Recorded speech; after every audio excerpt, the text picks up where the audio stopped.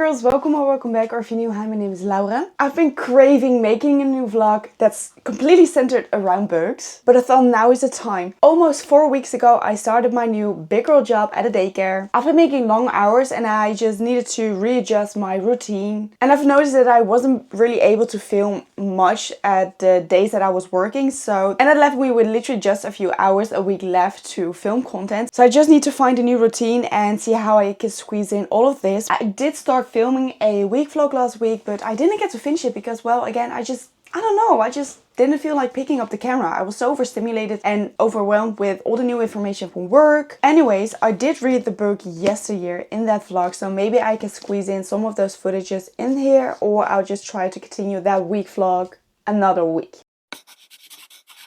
I'm going to start a fresh new book, and that's going to be Yesteryear. You cannot go around this book anymore.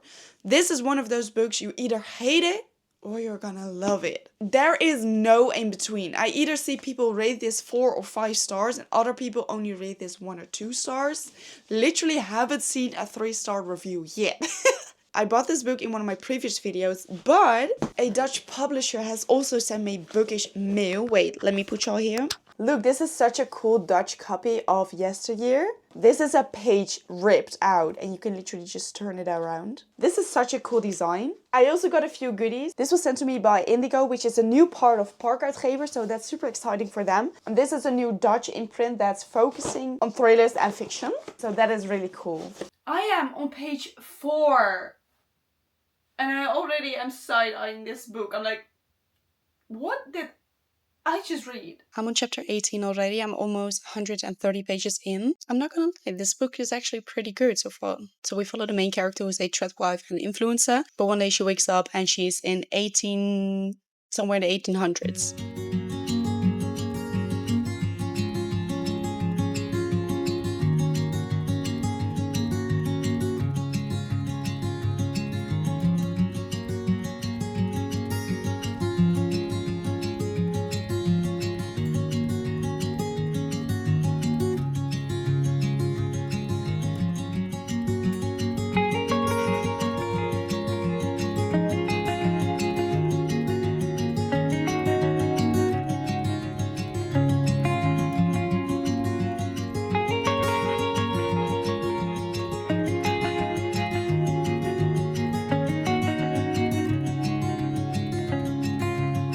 Guys, I'm on my lunch break and I just finished listening to the final part of the audiobook of Yesteryear. Girl, what the flip. This is one of those books that, yeah, I did quite enjoy, but I do not know how to form an opinion about it or an opinion on it. It was a crazy, bumpy, jumpy ride, that's for sure. I was prepared for the female main character to be not likable, but it wasn't as if I hated her. Like, whoa, it's super windy here. It was good enough in a way that I enjoyed the writing style. It was easy to get into, but I genuinely felt like this was a anti-Christ book, you know? So the story is about a female main character who is super religious from the Christianity POV. And she's supposed to be this traditional good wife, but this book is literal proof that social media isn't always what it seems to be. And I found myself eye-rolling a lot of the time because, I don't know, some things were so stupid. For example, there was this one scene where she was doing her groceries and one of her followers came up to her, giving her story and saying she's a big fan, whatever. So they walked back to the car and she saw that this woman, the female main character, that she had left her kid or her baby in the car while she was doing groceries. It's stuff like that where I was like, whoa. And her husband, I'm sorry, but talk about a man-child. Yeah, I'm definitely not sure how I'm going to rate this book, but honestly, I think I will recommend it. I also saw that Anne Hathaway is going to be producing or directing the movie of this book, so maybe she'll also be playing in the movie. So yeah, we shall see what happens with it.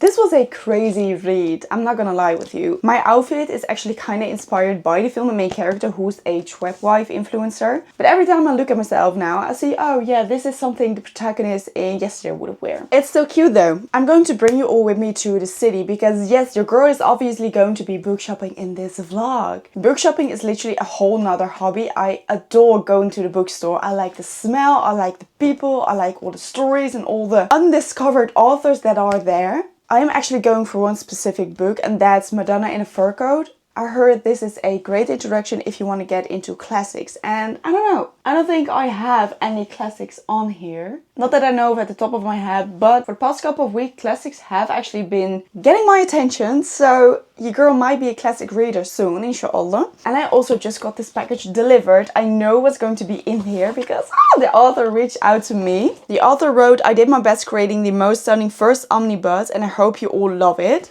So this is the card with a little bit of artwork from the book. So this is a package that was sent to me by Salaam. She's the author of A Kingdom's Greatest Treasure series. This week she also sent me the fourth book in her series, and I've been reading her books in a few of my vlogs already. I adore the author and I genuinely like the YA fantasy series that she has or is now putting out. They are short fantasy books and I genuinely just love the whole found family trope that are in those books. For some reason, I don't know, I do like "Where's my wife?" and "Don't touch her," "Touch her and I kill you," "Enemies to lovers," blah blah blah. I like so many tropes, but the found family one is forever and always just my favorite, because I think I said this a few times before, but I think you can experience love in many different ways, and it doesn't always need to be in a relationship. You can also experience love through family and friends and strangers even. So I really like that aspect in this series. We got this really cute keychain. We have some tea. Wow, she even gave me a lot of stickers. Guys, these are literally stickers from her book. A dragon. This is Katrina, the female main character from the first book. May from the second book. The troll, another dragon. Look how cute these are. Oh, this is amazing. Yo, she put in a lot of time and effort in creating this omnibus. More artwork. A bookmark from book 1. And if you turn it around, it's book 2. And then the star of the show. Guys, I'm obsessed with how gorgeous this turned out. Wow. So this is a special edition in hardcover form from book 1. And if you turn it around, it's book 2. With sprayed edges that go all the way. I mean, like I said, she put in a lot of time and effort in this. Oh, thank you so much, Bo. This is incredible. This is such an easy fantasy series to read, especially if you want to get into a fantasy genre. Whoa, whoa, whoa. And it is signed. Plus it has these page overlays. Wow. It's gorgeous. I'm so happy with this. I have literally missed reading so much because, I don't know, for some reason my focus just wasn't there. Which is why I prefer listening to audiobooks, because every time I was doing the dishes, laundry, or cycling to work, I could just pop in an audiobook. I've literally missed making book vlogs. So let's grab our bags, go to the city and have a good time. Before we go, I just got the notification that I sold one of my books on Vinted.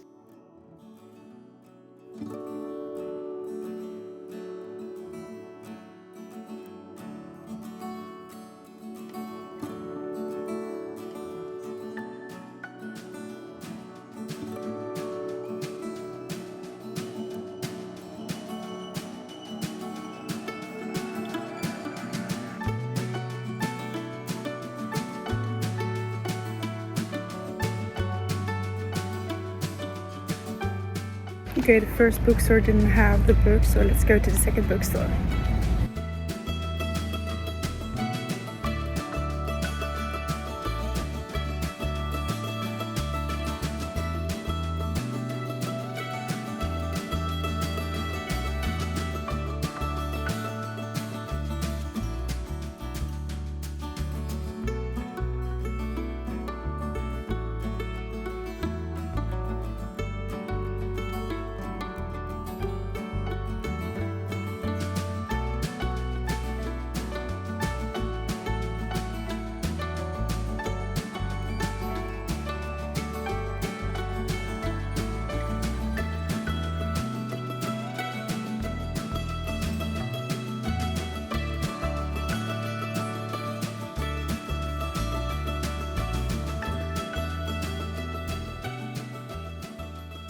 Guys, I just ordered a pokeball chicken. This is literally one of my favorite restaurants here in the city because, one, it's not that expensive, and two, very fast service.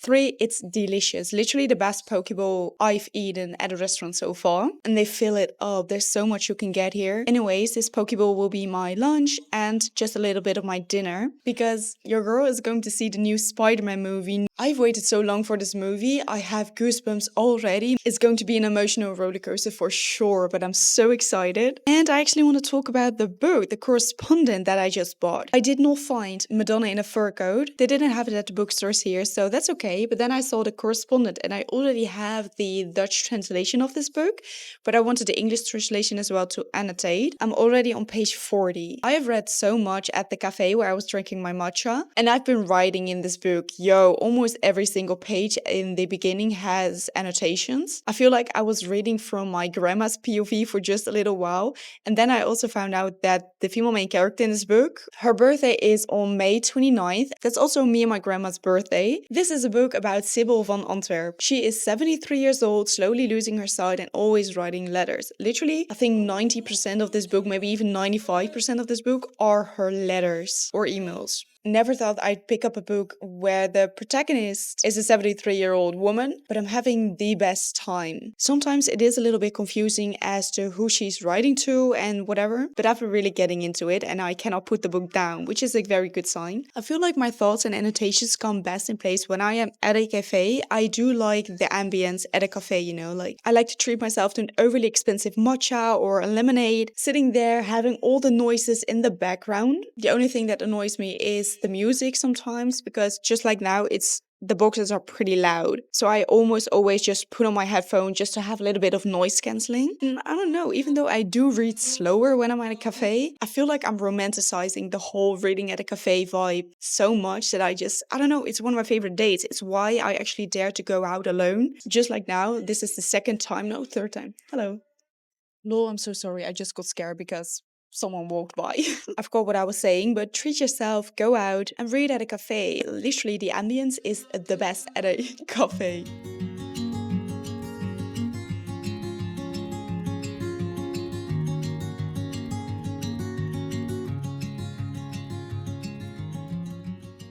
Hi my loves! We are home in front of our beloved bookshelves. So like I said, I did not find Madonna in a Fur Coat, but I did get The Correspondent and Hard to Love Her. This one is a Women's Prize shortlisted for Fiction 2026.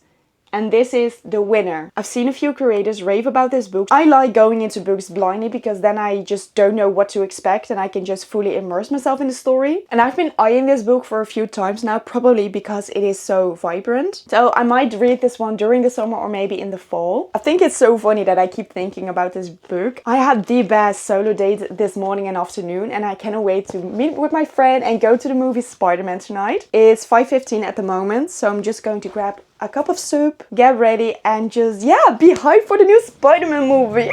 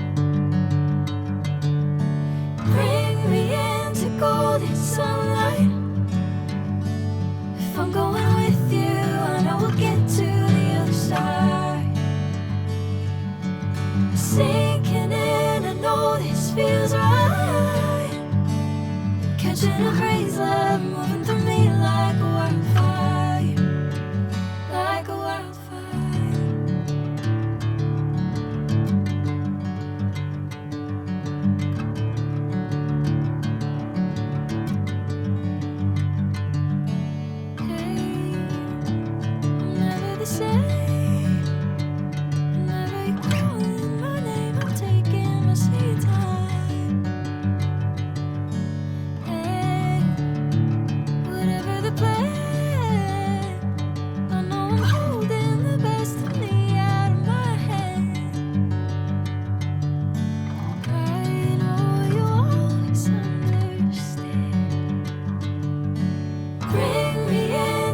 golden sunlight. If I'm going with you, I know we'll get to the other side. Sinking in, I know this feels right. Catching a breeze, love moving through me like a wildfire, like a wildfire.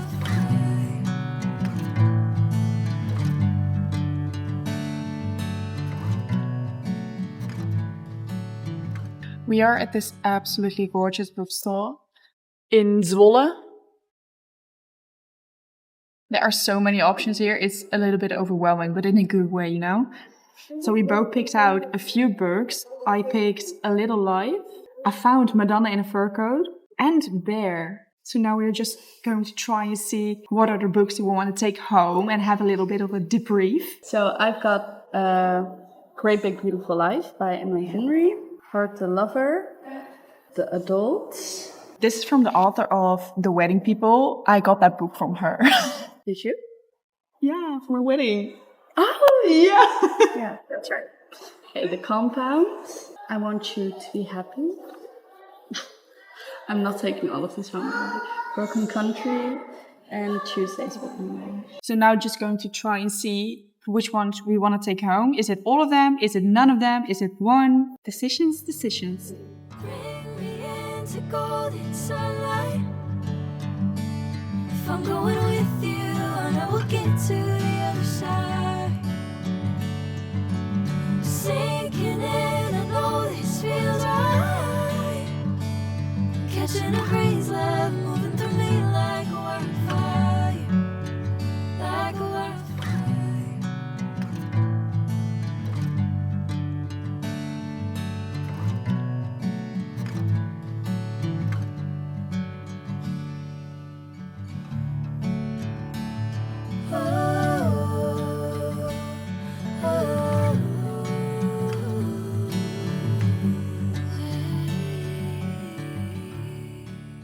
I spent yesterday evening unhauling so many books. They're all here. Every few months I like to go through my shelves, see what books I am not going to be reading anymore. Since I've been buying so many new books, I think it's only better for myself if I also unhaul a lot of books. It's a bit overstimulating when I was looking at my shelves. And alhamdulillah, I do get a bunch of books sent to me by publishers or authors, which is amazing, but there are a lot of books that I either bought or was gifted to me that I just don't want to keep. I don't know, I feel like every season I'm changing in what I like to read and what I don't like to read. I know for a fact that I am not a huge fantasy girly as much as I want to be, so there's no need for me to keep so many fantasy books that I would never ever pick up. A lot of these books have been collecting dust on the shelves, so I think it's time to give them a new home. We're gonna start with Cruel is the Lie by Sophie Clark. This is a very gorgeous paperback edition with sprayed edges, better than the movies by Lynn Pater. Now, don't get me wrong, I will read this book, I just want the paperback version and not the hardcover one, because I own 2 other Lynn Pater books and those are paperbacks, so I'm getting rid of the hardcover version. Beneath the Stars, this is part of a series and I don't have the other books, nor am I interested in reading the series, so on the stack you go. Never Ever Getting Back Together. This was the first book I ever read with 2 of my classmates. We were doing this 3-person's book club, but we never picked it up again. It was a really fun read. It's about a reality TV show about this guy who's going to be dating all of his previous exes, and only one of them is going to become his new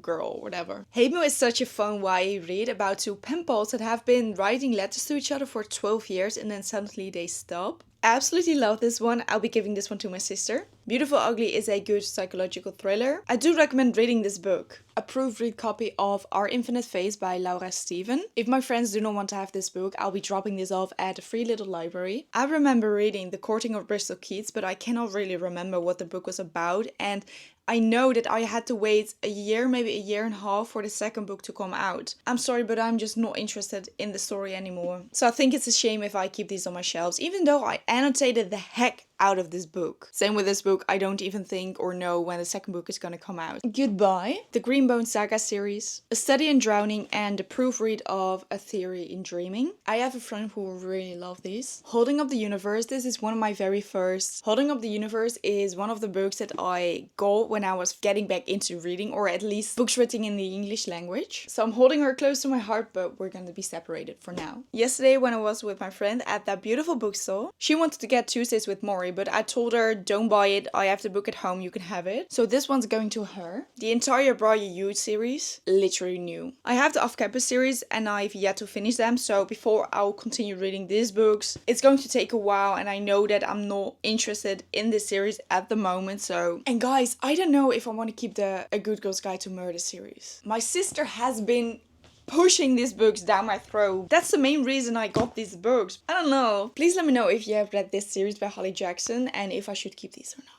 They're going on a maybe stack. The Natural series by Jennifer Lynn Barnes. I've recommended these books quite a few times now, saying it's like Criminal Minds but make it young adults. I'm on the third book, but I don't think I'll continue this series actually. Maybe I'll listen to the audiobook, so for now they're going to someone else. This heavy stack with 5 books in the Legacy of God series by Rena Kent. I DNF the Shadow and Bone trilogy, so I don't think I'm that interested anymore in Six of Crows. Then a bunch of books by Olivia Blake. The Fairy Loot edition of Masters of Death. The 2 books in the Atlas 6 series, Gifted and Talented. And then the last 2 books by Chloe Gong. This saved me so much space on my shelves. So before I upload some of these books on Vinted, I will ask my sister and some of my friends if they want any of these books, and the rest is going online. I just remembered I never got back to the Spider-Man movie. I absolutely loved it. It was a 10 out of 10. I felt all the emotions. The way they filmed it, so the camera angles was insane. Like seriously, when Peter Parker was jumping from building to building and falling down or whatever. I'm a little bit scared of heights, okay? So those angles made me a little bit dizzy in a good way. Like I was feeling as if I was the one in the suit. So they did a really good job with that one, and I cannot wait to see the next movie.